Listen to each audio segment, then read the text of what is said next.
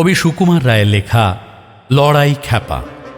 ওই আমাদের পাগলা জগায় নিত্যি হেথায় আসে, আপন মনে গুনগুনিয়ে মুচকি হাসি হাসে।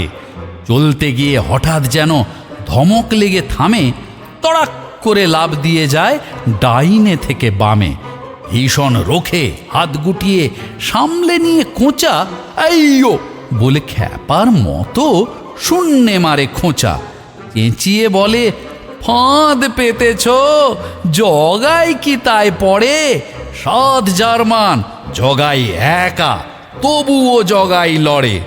উৎসাহেতে গরম হয়ে তিড়িং বিড়িং নাচে, কখনো যায় সামনে তেড়ে, কখনো যায় পাছে। এলো পাথাড়ি ছাতার বাড়ি, ধুপুস ধাপুস কত, চক্ষু বুঝে কায়দা খেলায় চরকিবাজির মতো। লাফের চোটে হাঁপিয়ে ওঠে, গায়েতে ঘাম ঝরে, দুড়ুম করে মাটির পরে লম্বা হয়ে পড়ে। হাত পা ছুঁড়ে চেঁচায় খালি, চোখটি করে ঘোলা, জগাই মোলো হঠাৎ খেয়ে কামানের এক গোলা।